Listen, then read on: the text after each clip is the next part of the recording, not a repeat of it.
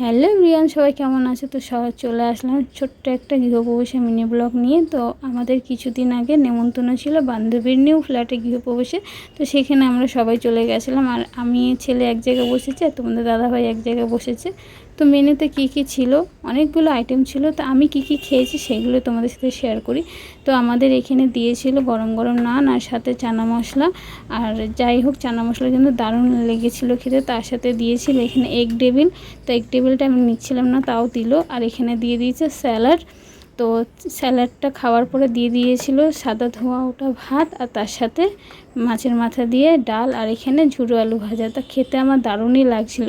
তো সাথে একটু লেবু চটকে খাচ্ছিলাম, কারণ আমার যে কোনো খাবারে লেবু চটকে খেতে ভালোই লাগে। তো তারপরে দিয়েছিল এঁচড় দিয়ে চিংড়ি, আর এঁচড় খেতে কার না ভালো লাগে। তো তার সাথে একটু লেবু চটকে নিয়ে খাওয়া আরম্ভ করে দিয়েছিলাম। তো তারপরে ছিল কাতলা মাছ। তো কাতলা মাছ আমি নিইনি। তো চিকেন দিয়েছিল, চিকেনটাও খেলাম একটুখানি। তো তারপরে দিয়ে দিয়েছিল আমের চাটনি। এই আমের চাটনি খেতে আমার দারুণ লাগে। তো আমের চাটনি আমি আবার নিলাম। তো আমের চাটনি খাওয়ার পরে এখানে পাঁপড় দিয়েছিল, শেষ পাতে দিয়েছিল রসগোল্লা, সন্দেশ ছিল। তো আমি রসগোল্লা দিয়ে খেলাম। তারপরে দিয়েছিল হাজমোলা আর আইসক্রিম। তো এটা খেয়ে আজকে মিনি ব্লগটা শেষ করলাম। কেমন লাগলো অবশ্যই জানাবে।